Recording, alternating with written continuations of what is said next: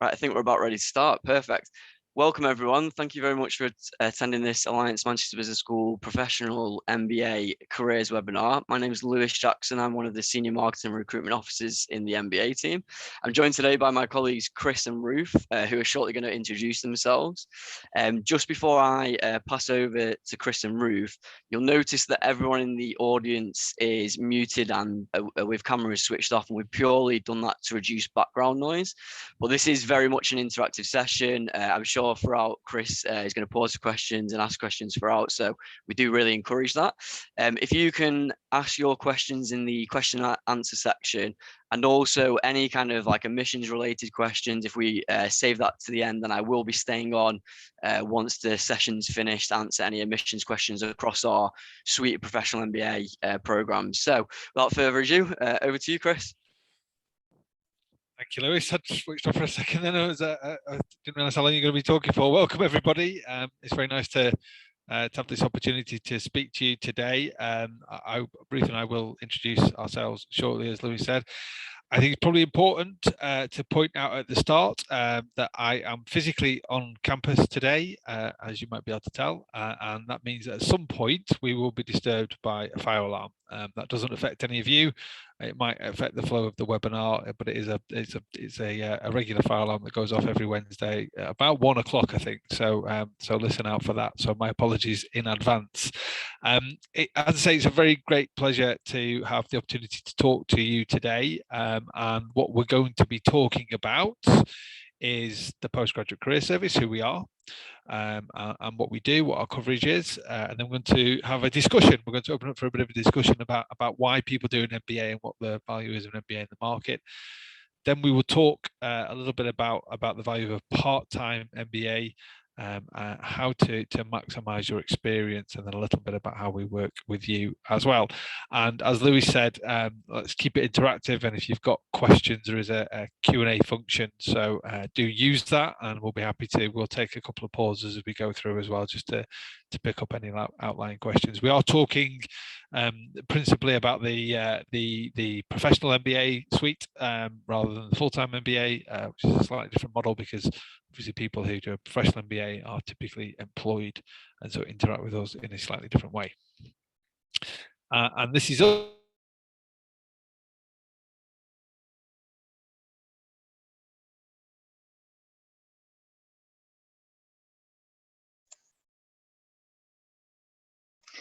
So it looks like Chris's signal might have gone there just a little bit, so I can start by introducing myself. Oh, it looks like he's back. Oh, I'm back. I didn't realise I'd gone. You went for a minute. Oh, sorry about that. That's not good on campus, is it? Normally it's pretty reliable on campus.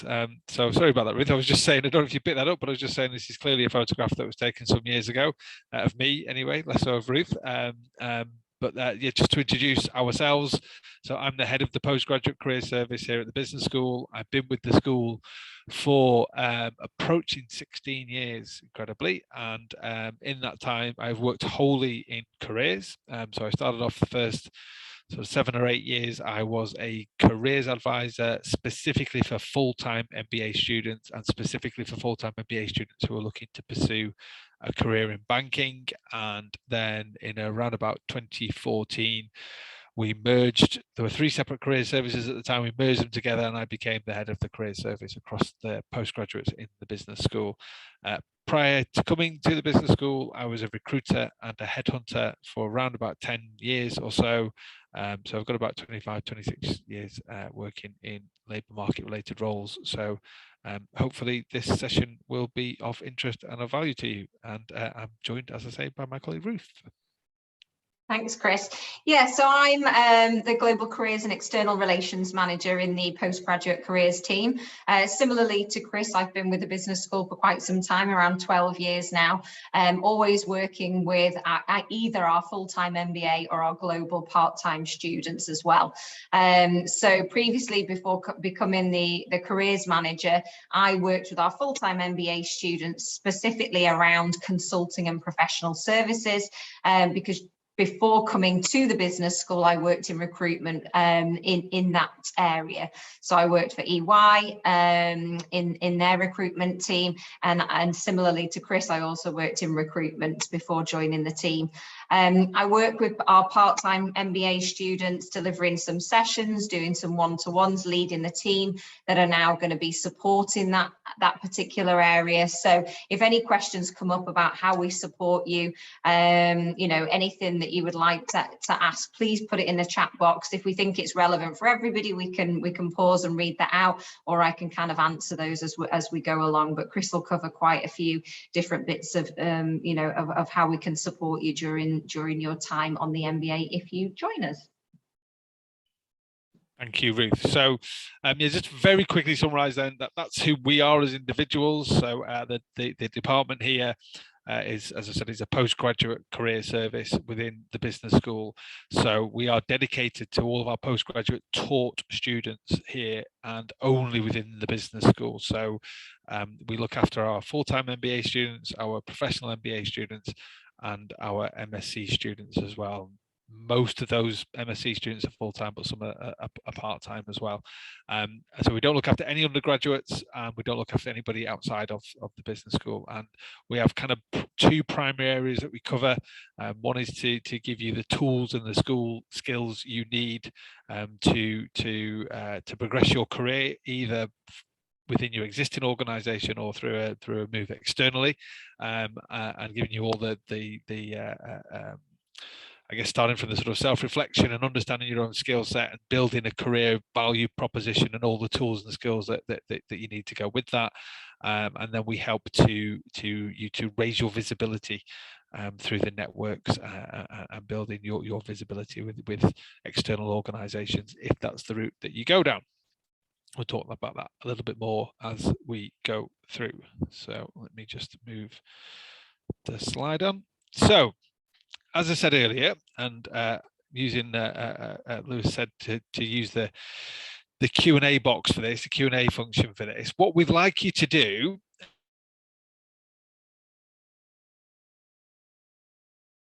compulsory that you do, just give us some reasons in the Q&A box as to why either you've decided to consider doing an MBA at this moment in time, or you expect other people might be, or other reasons why people do an MBA. So just pop in there in the Q&A box if you can find that.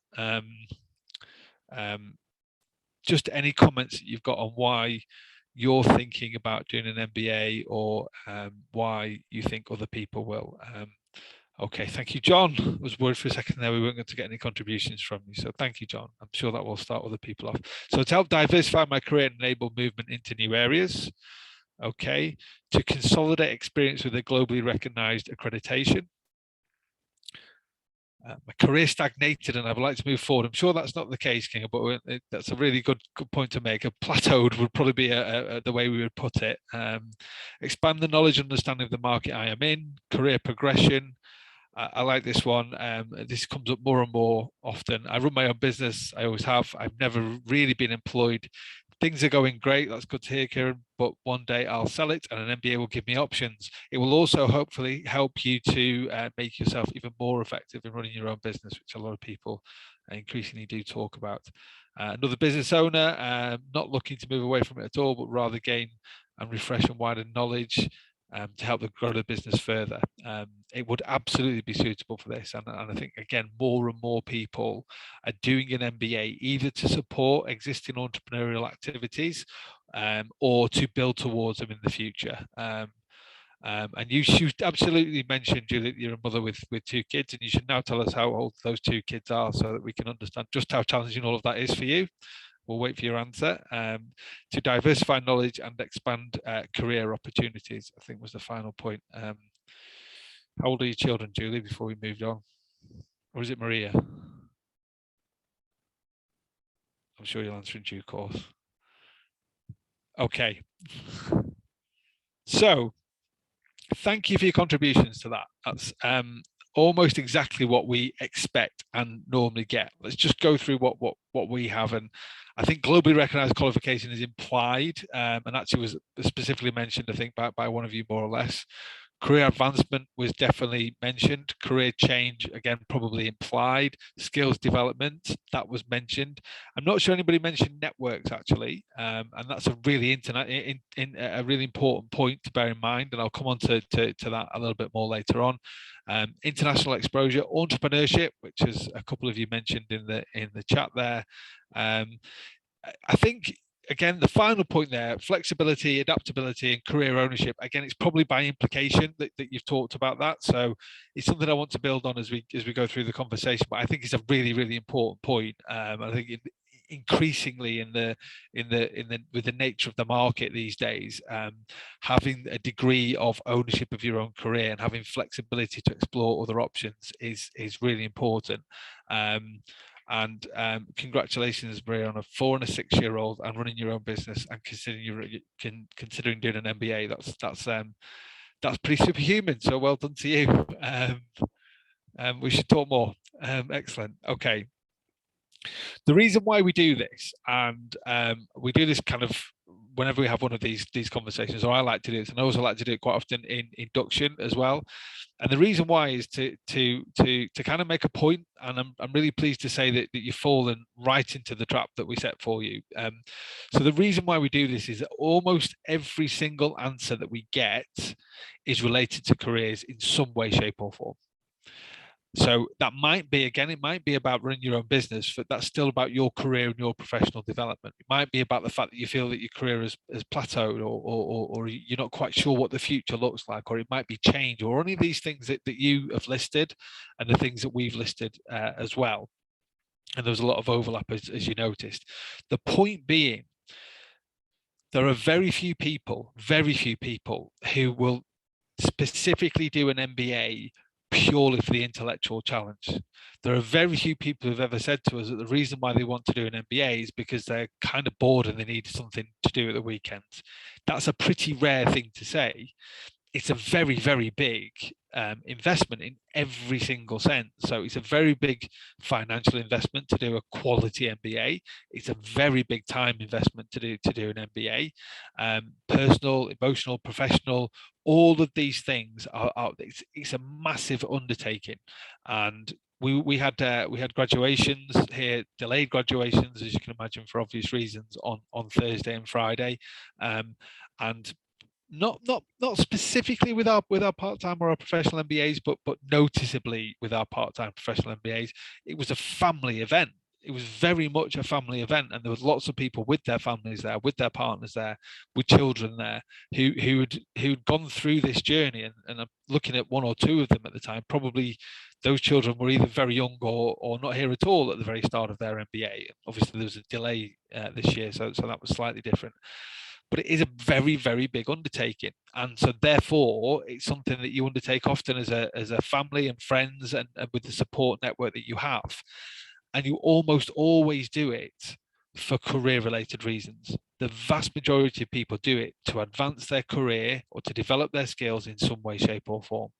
And so that's why Ruth and I are here talking to you today before you even start that journey. That's why Ruth and myself and or other colleagues will be talking to you during induction of your MBA. And that's why we would endeavour to be part of your MBA journey all the way through, and indeed beyond. And one of the things that we very much pride ourselves on is to get to know our students very well, to work closely with them and to support them as much as we can, and to build a really strong professional relationship with them. And again, that point in terms of graduation, it was really nice talking to colleagues this morning who had worked with our professional MBAs, some of our part-time MBAs, and watching them graduate. They've been part of that journey all the way through, because the career element is absolutely fundamental to almost every decision to do an MBA that people make. Any comments or questions at this stage? Okay, good. So if we've established that it's fundamental to your career, or it's always a career-related initiative to do an MBA, what are the benefits then of doing a part-time MBA? Because if you do a full-time MBA, I think it's very easy to visualize and to see the impact, because you go from one particular job, you come out of that job, and then you go into a different job. And sometimes with a part-time MBA, the impact is a little bit slower, and you don't see it quite. It's not quite as visual to other people around you that you've made a significant change. But there are massive benefits to doing it this way, and certainly, again, looking at the people who are there on Friday, and you know, for people who've got families or young children or commitments, it's really difficult at a certain point in your life to just completely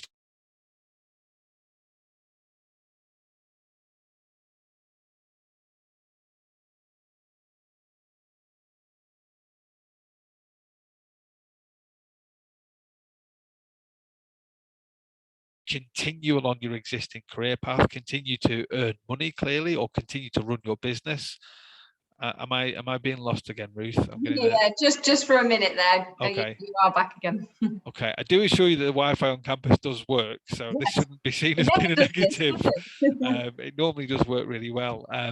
So yeah, one of the things is you don't need to pause your career, and also within that, again, there's an opportunity to boost your career within your existing employer, and that might not necessarily be about changing jobs. It might be about kind of lateral progression within your career, but it also might be just about boosting your reputation and your visibility within your current employer.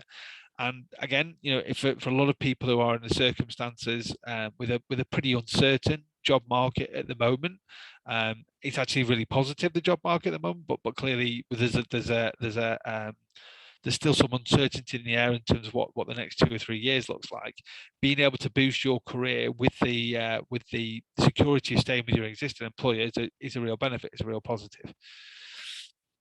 I think most importantly, though, the two final points I've listed here, I think are the most important things. And the first is that ability to apply your learning in the workplace, which might sound like a really obvious thing to say, but I think the way I would frame it to you is that for many of you, or not for many of you, for the feedback that we often get is things like, actually, I now feel much more credible around the table when we're having conversations that marketing are present, or finance are present, or HR are present for that matter. I feel more comfortable. I feel more able to challenge. I feel more able to contribute to the conversation. I feel I understand better. And it's that sense of your own self-confidence and understanding of the world around you. Somebody said it to me, I thought it was a really interesting way of putting it a few years ago, that it was like the lights were on in the room and I could see everything within the room, but then somebody flicked a switch and a super bright light came on and everything became almost HD and you could see everything really clearly. And that's what the impact of having an MBA can do for you in the workplace.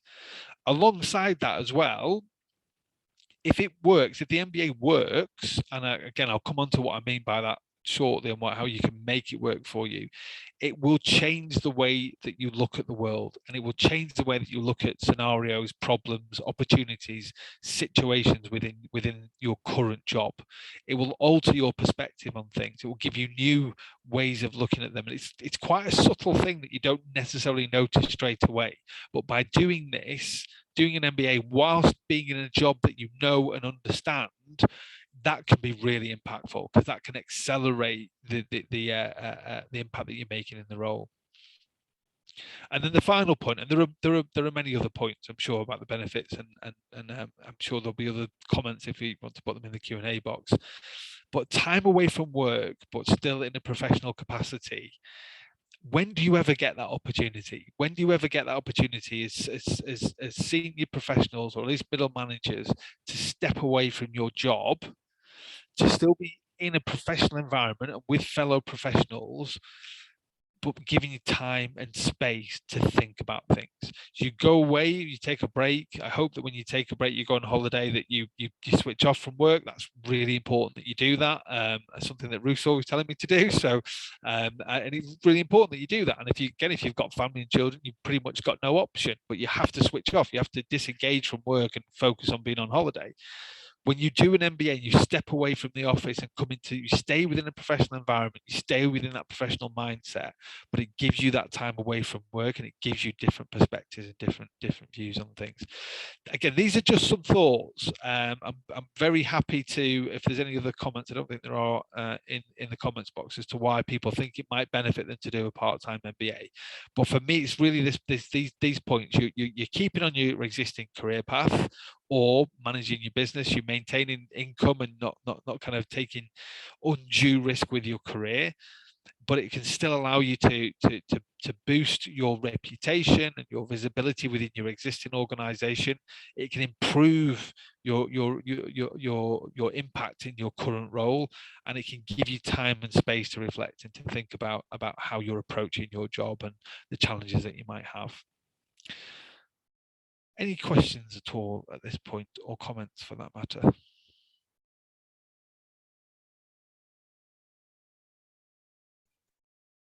We just had one off Julie, just asking about the amount of hours that need to be dedicated to the global part-time MBA. I did say Lewis would probably be able to answer this a little bit better than we can, but I think what we usually say is anything from around 10 hours per week, roughly, you know, for working towards projects, doing additional reading, individual assignments, that type of thing. So I would say, you know, some weeks will be a little bit less, some weeks will be more, dependent on deadlines, etc. But it's roughly around that. And I'm sure Lewis can, you know, can add to that either now or towards the end of the presentation. I think so. I think that's probably about right, Ruth. The thing to say is that it's hard work. It's absolutely hard work. It's not a commitment. It's not a commitment that you can take on lightly. But people get through, and it's very rewarding as well as being very hard work. And I think if you can build networks within your cohort, that can be really helpful, and you inevitably will do. And I've got to be careful how I frame this, but there is support within the cohort, and there are, I don't want to say shortcuts, but there are ways to do things and to get to pull together to work on things, I think, and everybody recognizes the challenge that you have. And I think it is hard work. There's absolutely no getting away from that. I think there's another follow-up question around the number of days taken by away from employer, which I definitely think Lewis will be better at answering. It's absolutely not something you take on lightly. That being said, this is, and I think I don't want to speak purely for Manchester in that respect. I think any sensible institution, we're here to support, and we like people to do well, and we like people to be successful, and we like people to be healthy whilst they're being successful. So it's not our intention at all to break you. There is a kind of recognition that you have other commitments, and if you do hit challenges, then certainly it's there are people to talk to and the support that you can get as well. Again, it's sensible that you're asking these questions. It's not a decision to be taken lightly doing an MBA, but this is also a sensible institution, and you would be supported in that capacity. Sorry, Ruth, I thought you were going to come in with, is there more questions, or is that we covering? Yeah, I think those will probably be covered by Lewis. I don't know if you want to do it now or afterwards. So yeah, there's a couple there that will probably be best from him. Okay, yeah, I'll pick it up once the session's finished. Thank you. Fab. Thank you. Thanks, Lewis. Good. Okay, so just a little bit about our service and how we work with you. And these are kind of, this slide is a bit of a kind of list of things that we do, and that's probably not ultimately how we want to frame it, really, but it's maybe useful to understand some of the fundamentals, some of the basics that are in place. So what we're trying to do is give you kind of personal and professional development, to give you the tools and the skills, so as we talked about before, to advance your career either within your existing organization or by moving jobs, and then to help you give you visibility in the market. So things that are included in that, so industry insights, we have various speaker series which are now done virtually as well as on campus when you're on campus. So we have an alumni speaker series, for instance, which runs once a month, and we have senior alumni across the globe giving insights into what's going on in their industry and in their sector. This is something that we brought in and kind of leveraging the current circumstances during COVID and people getting more comfortable with doing this kind of thing online. And so we've introduced that since then. And then we have a platform, a careers platform, which allows you to access a number of different resources, some of which is developed by us, others we've bought in, so things like MBA Exchange and Passport Career, which give further international careers guidance, and then networking opportunities, and that's both within your current cohort and also externally. This is generally limited to where we are physically based, but for example in the UK we would often do networking events not just in Manchester but also in London, because we have a lot of alumni obviously based in London as well.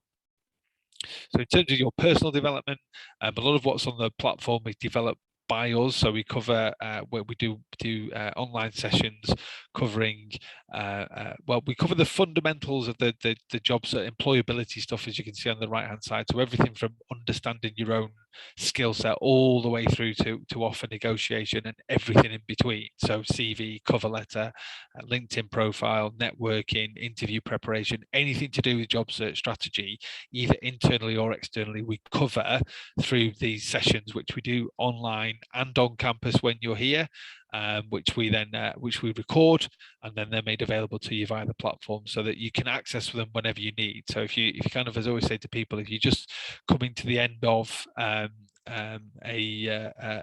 major deadline on the program and major deadlines at work, but you still want to submit a job application for a role internally, you can still, at 1 o'clock in the morning, you can still get some support because you can go onto the platform and get some resources from there. And then we do other things around kind of more professional development, and we're doing something tomorrow for our current students on resilience, some of the softer skills, which are increasingly important in the market as well. And then the big thing I think I'd absolutely I'd always want to point people towards is a one-to-one support. So we have a team here who are a mix of professional careers coaches who've spent most of their professional career as careers advisors or in similar roles, and then ex-recruiters and industry professionals such as Ruth and myself, and they are available to you to meet on a one-to-one basis, and that is available throughout the program and for I think up to a year after you graduate, though we would rarely turn alumni down if they ask for that kind of conversation. And to have that opportunity to meet with one of those professionals I think is really, really valuable. So I think it's kind of incumbent on our students to make sure they take advantage of that, but we do get in your face a little bit about it and make sure that you know about it, where it is and how to access it, because certainly for me, and I'm pretty sure Ruth would echo this, I think that's the most important thing that we do, and the most important thing that we can offer you during your time is the opportunity to talk to somebody about your career who's got experience in either as a recruiter and or as a careers advisor. Does that sum up the service, Ruth, do you think? Yeah, absolutely. And I think it's just worth, drawing the attention to the series of networking events we've just done virtually online. So over the last several weeks, we've ran a virtual networking event once every 2 weeks, roughly, around specific sectors. So on the calls, we've had alumni from that sector, we've had our global part-time students, and we've had our full-time MBAs. So it's been a really positive experience for everybody to build a network in a particular area that you might be interested in or that you might currently work in. And that's not something that we would have done a couple of years ago.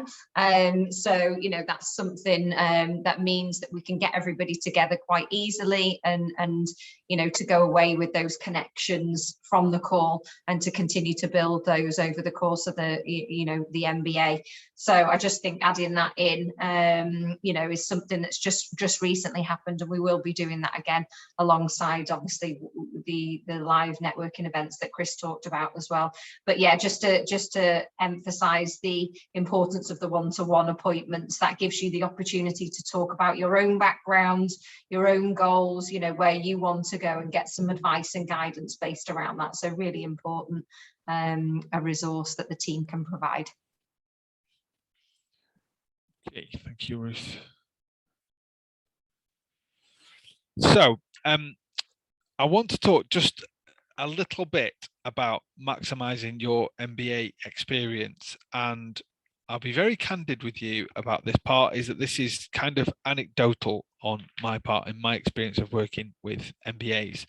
I think that over a period of time, there are two main things that you will take away from your MBA, which I've already touched on while I've been through one of them in a bit of detail. One of them I've alluded to, and I'm also going to talk about how you make the most of that. So the reality is there is an awful lot that you gain from an MBA, an awful lot.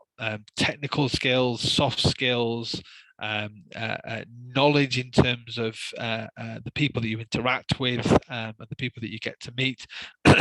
Time looking at different ways of doing things and reflecting and thinking about things, and ultimately a lot of people will talk about doing an MBA from in terms of the technical skills that they learn. They talk about being more competent in terms of finance or marketing or whatever it might be, but actually unless you use all of those technical skills on an ongoing basis, immediately and ongoing, after a period of time you will absolutely lose some of them.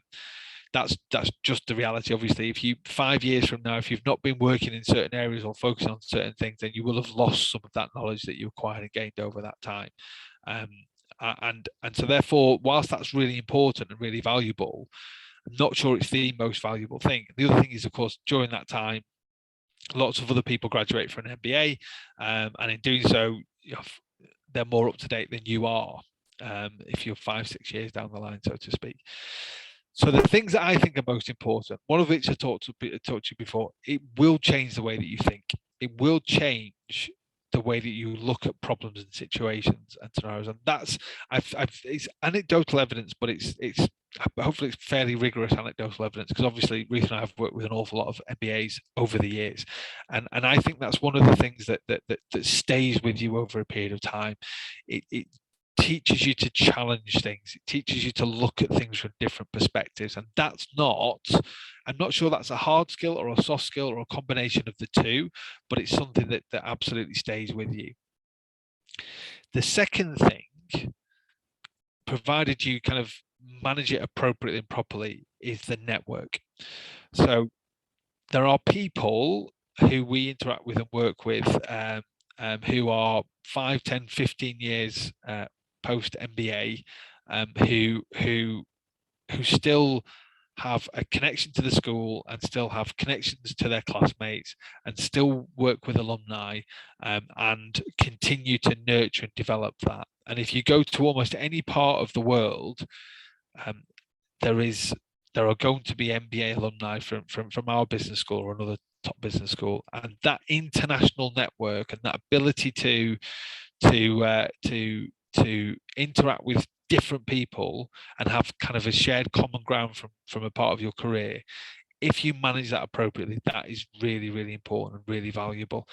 We see that. Ruth and I have both been to our centres internationally, and the sense of pride that people have about belonging to Manchester Business School in Dubai, in Shanghai, in Singapore, in Hong Kong, who often have never been to Manchester, the sense of pride that they have of being associated with this business school, with this university, is enormous. And so therefore, if we say to those people, we've got one of our fellow alumni or current student wants to have a conversation with somebody in this market, do you know anybody, can you help? The answer is almost always yes. And so from your point of view, the people that, or for anybody's point of view, the people that you work with, the people that you study with, they are your network for your life. The people who studied just before you and have studied just after you, they're your network for your life. But also, if you develop the relationships in the market, connect with people and leverage it and build it and be active and engaged, you will find that spans and spreads across those different, beyond your specific cohorts that you work with. And the big thing in doing that, the big thing that we often get asked this in terms of what happens, what makes a difference between somebody who has a successful MBA or somebody who doesn't have as success. Hopefully everybody has a successful MBA to some extent, but clearly some get more out of it than others do. And the thing that makes the difference, and it's almost a kind of ongoing thing across the cohort, across the program, working with us, working with every element of the school, is just engagement, just engaging with the process, engaging with the school, engaging with us, with academics, with classmates, and immersing yourself during those days, switching off your email, obviously staying in touch with your family, but making sure that you are being in that moment and engaging with the program. And you will find that allows you to achieve those two things. It will change the way that you think, but it will also allow you to impact on other people around you, and that will allow you to build your network and to get the most out of the program. And I think, full transparency, I think that's true of any MBA program. So if you're looking at others, that's some general advice that you can get from us for free, is to just engage with the process as much as you can. And I think that's all we've got to say, unless Ruth has anything else, at which point we can open up for any questions or discussions. There are a couple of questions there, Chris. I don't know whether you want to pick those up before Lewis picks up the other ones. Yeah, so there's a few on there that I think are about time management and logistics of things. So for the benefit of everybody else, I'll read Alexis' comment. The job market red aspect is really interesting. The recruitment market in the digital world is a bit of a minefield, and trusted guidance is highly valuable, as it's hard to know who has your best interest at heart when making connections. I would absolutely echo that thought. It's very, very, I think digital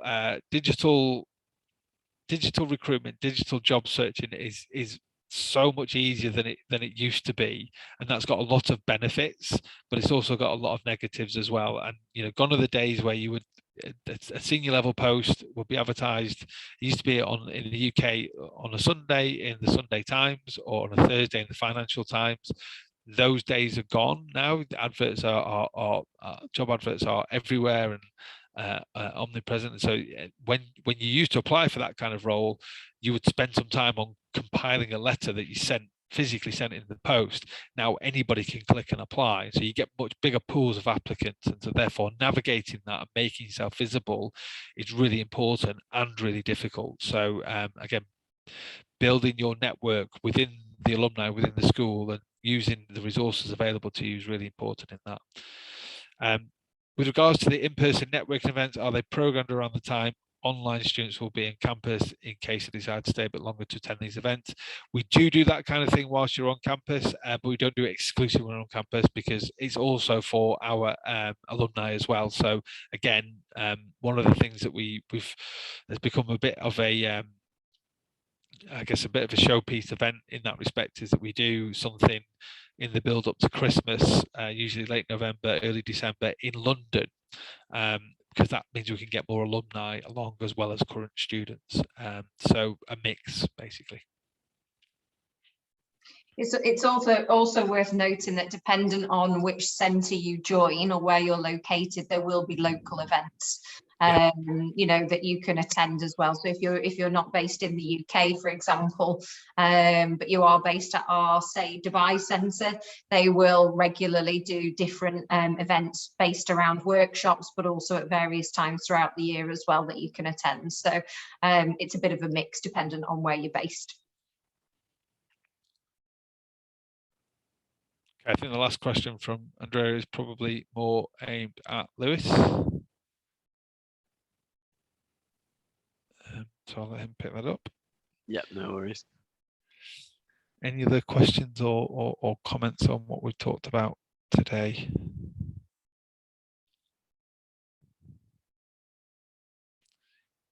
Oh, that's because we've been very comprehensive, hopefully.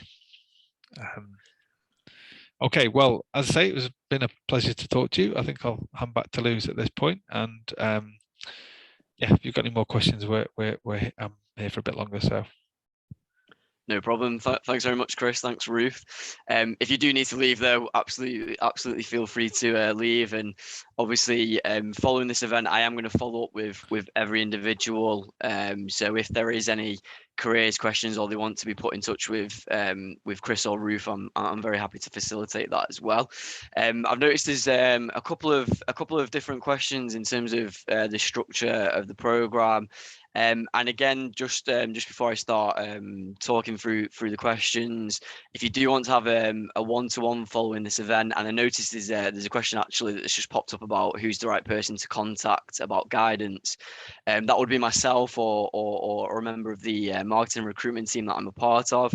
So again, I will be sending out an email following this event, so that if anyone wants to have a one-to-one or go through things in a bit more specific detail to your own profile or application, I'm very happy to do that. I'm just going to pick up on a question that was asked about in terms of budgeting for days.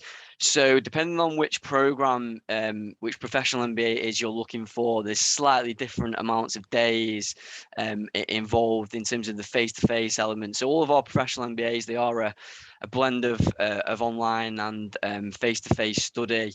If you're looking at our regular global MBA, which is the 2-year regular program, you're looking at around 31 days, of face-to-face, with a couple of virtual days attached to those workshops, which is covered over the 2 years in 6 workshops, 3 workshops in year 1, and 3 workshops in year 2 to factor in terms of the face-to-face element. And just to pick up on what Ruth mentioned a little bit earlier, we do say around 10 to 15 hours of online study.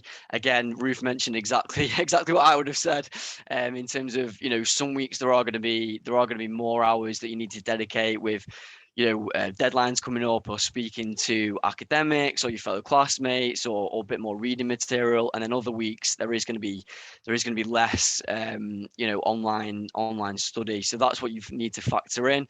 If you're looking at our global executive MBA, you're looking at 32 days split into 5 workshops over the 18 months. And if you're looking at our Kelly Manchester program, which is our dual MBA with Kelly School of Business in Indiana, you're looking at around 17 days of face-to-face, which you can increase and decrease over the 2-year program as well. So these are the things that you need to kind of factor in, as well as that, sort of 10 to 15 hours of online study. There is flexibility across the global and the Kelly Manchester program as well. So there is potential to take breaks if they're really needed, which some people do take advantage of. Even some of our more senior professionals choose to do those programs because of the flexibility. And again, if someone wants to have a one-to-one and go through your personal situation or get a bit more guidance, very, very happy to do that. Just seeing if there's any other questions coming in. I think there's a couple of careers ones here, Chris. I don't know if you want to pick any of these up. Okay.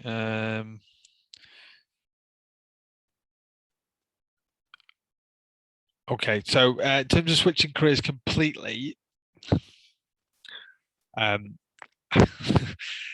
it's a really, really difficult question to answer, because it depends on so many different variables, primarily your experience and your background. There is something in careers circles and MBA career circles that you may have come across the term triple jump. So that's when people move sector, function, and geography all at once. That's really difficult to do. And so you have to kind of think about what your priorities are there. What is it you're trying to achieve? Against what time frame? Can you make one step forward in order to then maybe a lateral move, so that you can move sector and function first and then move geography later, or move to an organization that can help to facilitate that?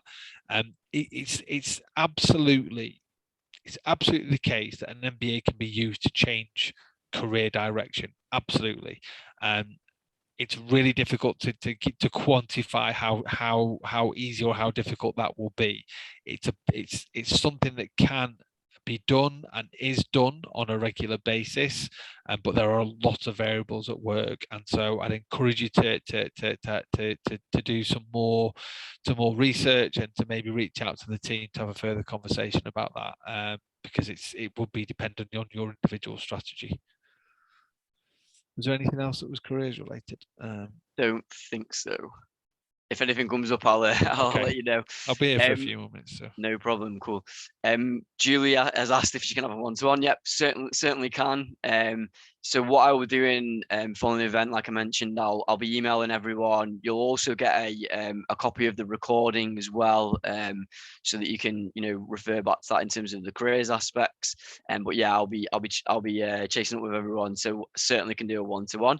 There's been a question about if you're based in another country, can you attend online? So for our professional MBA programs, you can be based anywhere in the world and study these programs. Unfortunately, we don't offer a fully online program, but depending on where you're based in the world, would obviously depend on which your home center would be.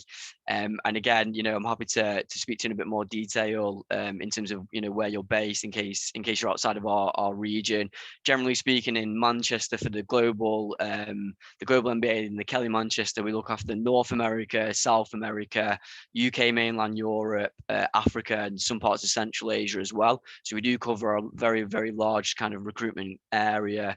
And it means that even if you are based in South America or North America, you can still study the blended program, but still get that real vital face-to-face, which we have the opinion that if you're going to study an MBA program, always try and do one with at least an element of face-to-face to get that interaction with your fellow peers, with your academics, be on campus, get that real quality experience.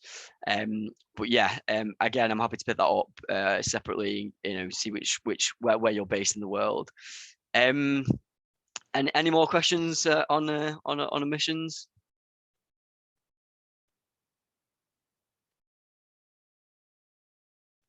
Another one about one-to-one. Yeah, again, very happy to pick those up afterwards.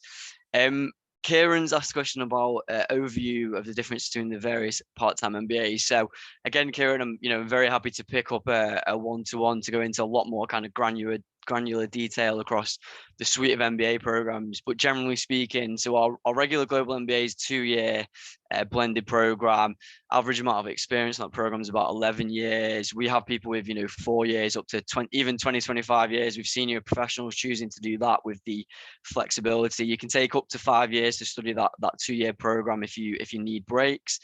And it's a blended program, 6 face-to-face workshops across 2 years. Our global executive MBA is an 18-month accelerated program. There are some slight different modules on that program, and typically the minimum amount of experience to be eligible for that program is at least sort of 8 to 10 years of senior management experience, which again, happy to review your profile and go through that. The Kelly Manchester is a dual MBA program where you would receive 2 MBAs, a US and a UK MBA, and it's also a 2-year blended program with a partnership we have with Kelly School of Business in Indiana. For our global MBA, there's also a financial accelerated route, which is an 18-month accelerated route for those with accountancy qualifications. And again, if you want to check your eligibility, very, very happy to do that. So that's a very, very quick run through. And again, happy to go through a lot more detail on a personal one-to-one. Yeah, I think that's all the. Oh.